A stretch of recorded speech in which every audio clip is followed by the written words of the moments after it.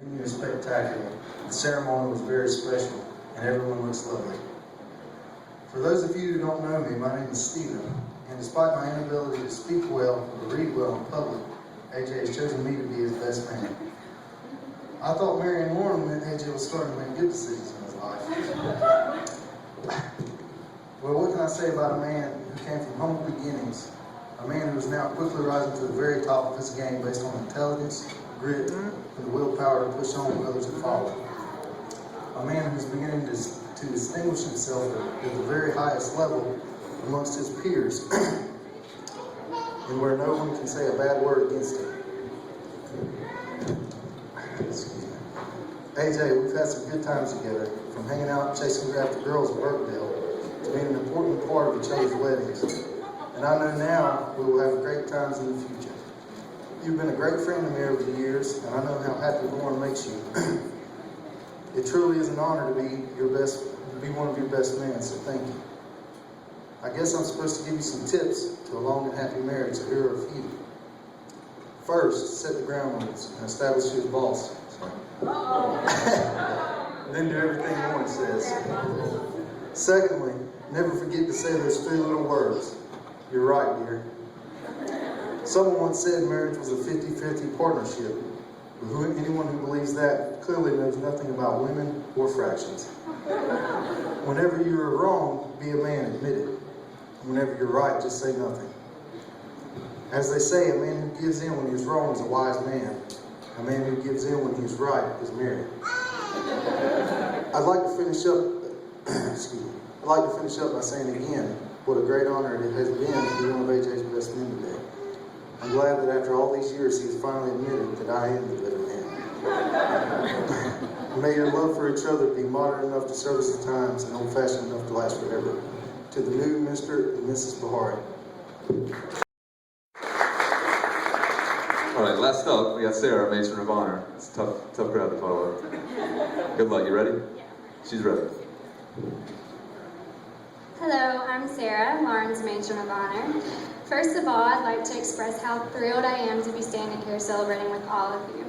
I've been thinking about this day since Lauren and I were little girls making pinky promises to stay friends forever, and when our wedding days came, we would be each other's maid, or in my case, Matron of Honor.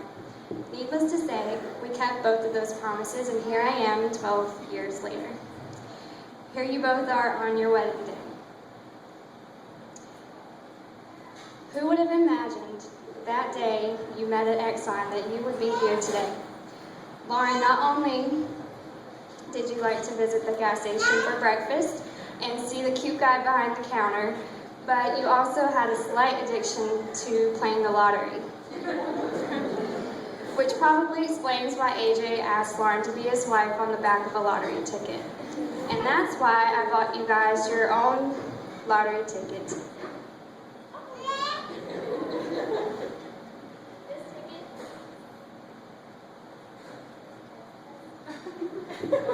Okay.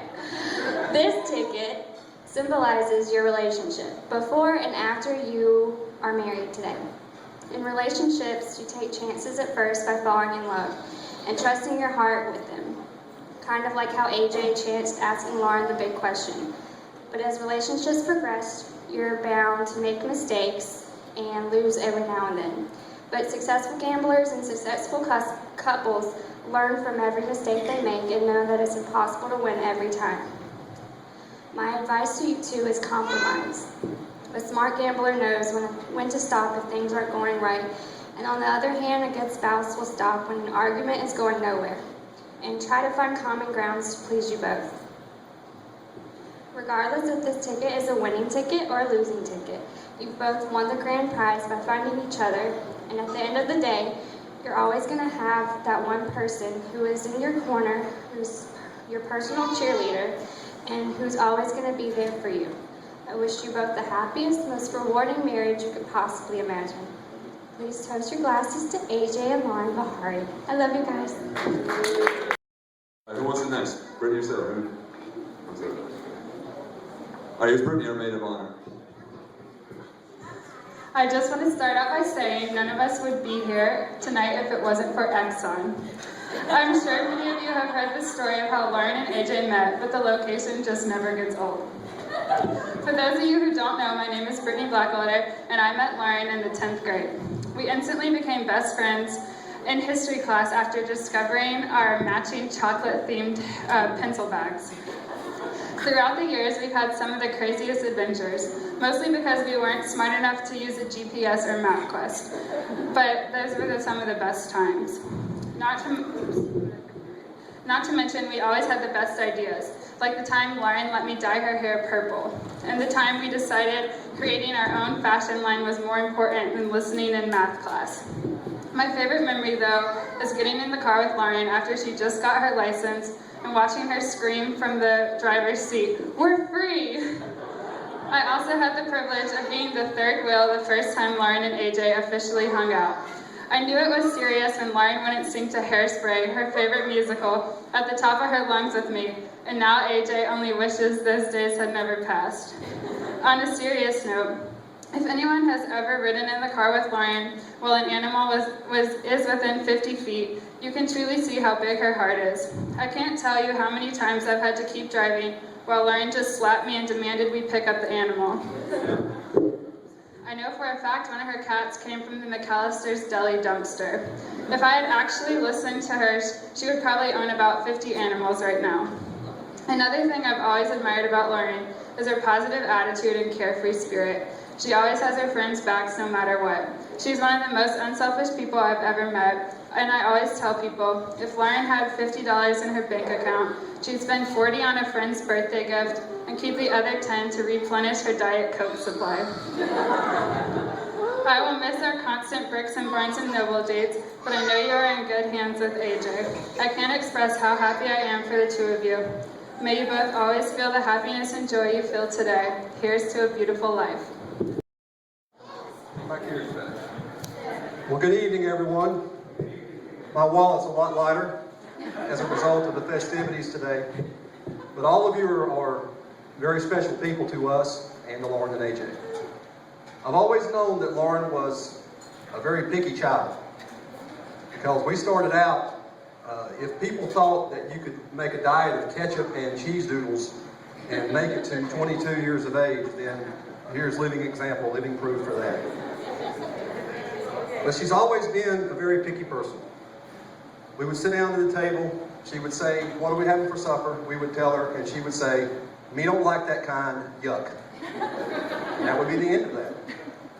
Well, as time goes on, when she gets into high school, I'm wondering, is she going to have boyfriends, you know? Is she going to bring guys to the house? No. But the pickiness shows itself again.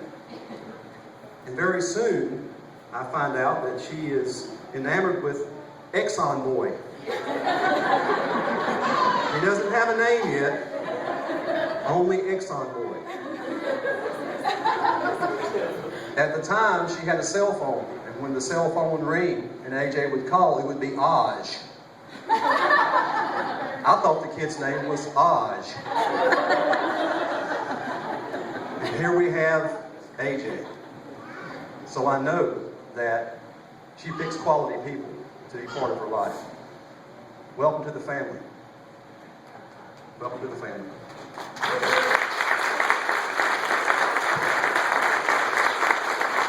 This song is dedicated to AJ from me.